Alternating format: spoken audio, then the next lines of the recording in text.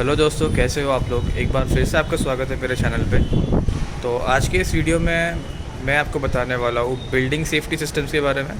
और स्पेसिफ़िकली हम इस वीडियो में डिस्कस करेंगे सेफ्टी नेट्स के बारे में।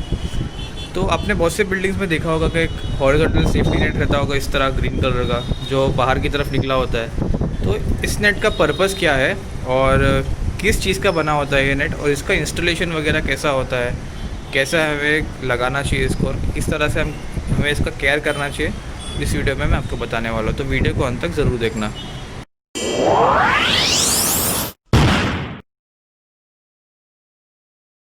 तो सबसे पहले हम डिस्कस करेंगे इसका मटेरियल क्या होता है। तो इसमें 3 टाइप के नेट आते हैं, एक सिंगल लेयर होता है और एक डबल लेयर होता है और एक ट्रिपल लेयर होता है। तो हम जो यहाँ पर यूज़ कर रहे हैं वो ट्रिपल लेयर नेट है। तो बेसिकली जितना ज़्यादा लेयर होगा उतना ज़्यादा एडिशनल आपको प्रोटेक्शन मिलेगा। तो मेरे हिसाब से अगर आप हॉरिजॉन्टल सेफ्टी नेट लगा रहे हो तो उसको हमेशा 3 लेयर नेट ही हमें सिलेक्ट करना चाहिए, क्योंकि ज़्यादा ऊपर से कुछ हैवी मटेरियल वगैरह कुछ गिर जाता है या कोई वर्कर वगैरह कोई भी गिर सकता है ऊपर से, तो इसमें ज़्यादा उसे प्रोटेक्शन मिलेगी। तो इस नेट के 3 लेयर्स में क्या क्या होगा मैं आपको बताता हूँ। तो सबसे पहला लेयर होगा नीचे की तरफ में, वो ये वाला होगा। इसकी जो रोप है यहाँ पर नायलॉन रोप होगी और इसका डायामीटर होगा 5 mm का, और जो ग्रिड साइज़ बनेगी इसकी वो होगी 100 mm बाय 100 mm की। तो ये लेयर सबसे नीचे की तरफ में होगा। फिर उसके ऊपर आता है सेकंड लेयर। तो सेकंड लेयर दोस्तों कुछ इस तरह का होगा। ये आप छोटा सा ग्रिड देख रहे हो यहाँ पर।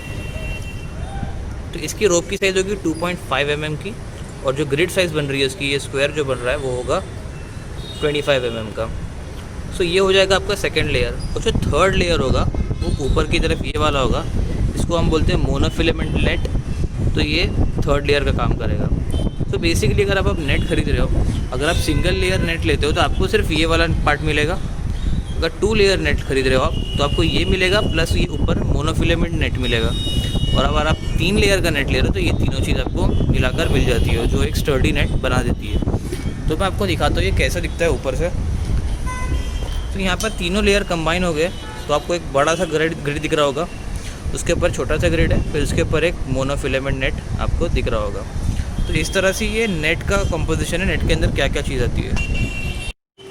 फिर दोस्तों इस नेट को कंटेन करने के लिए और इसको पूरी तरह से स्टर्डी बनाने के लिए, इसको जॉइन करने के लिए हम यूज़ करते हैं बॉर्डर रोप। इस तरह की बॉर्डर रोप होती है जो नेट के चारों एजेस की तरफ दौड़ती है, उस तरफ से जाएगी। फिर वहाँ पे भी आप एक देख रहे हो, इस तरह से यहाँ पर आती है। तो इस नेट की साइज़ अवेलेबिलिटी होती है 10 मीटर पे 5 मीटर की, और अगर आपको कस्टमाइज साइज़ चाहिए होती है तो आप मैन्युफैक्चरर को उस तरह से बोल सकते हो। तो ये बॉर्डर रोप आपकी होगी 10 mm की PP rope.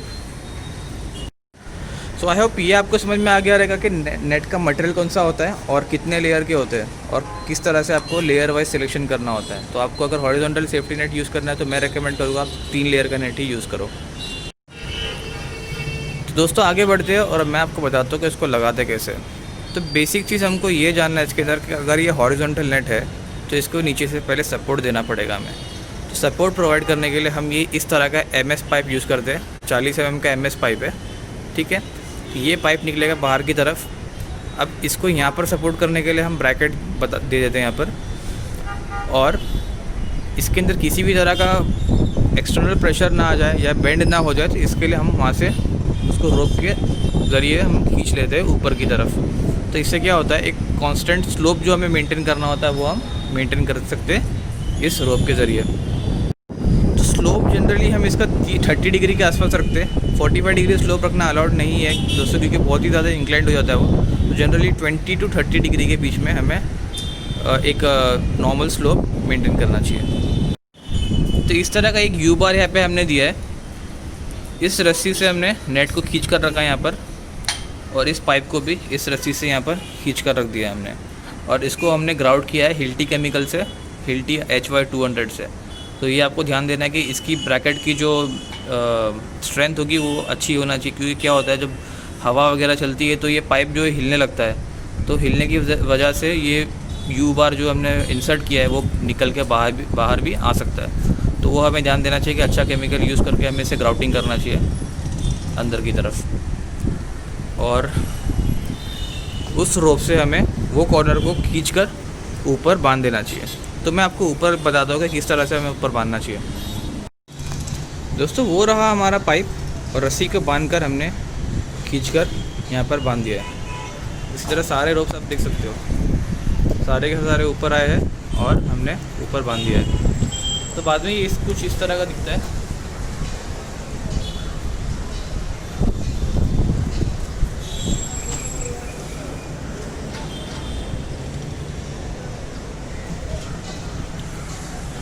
So I hope ये आपको समझ में आ गया होगा। किसी भी तरह की डाउट होगी तो आप कमेंट सेक्शन में मुझे पूछ सकते हैं। एंड इसी तरह के वीडियोस मैं बनाते रहता हूँ, तो प्लीज़ मुझे सपोर्ट करिए और इस वीडियो को लाइक और शेयर करिए अपने फ्रेंड्स के साथ में, और चैनल को सब्सक्राइब करना मत भूलना। और I will see you in the next video.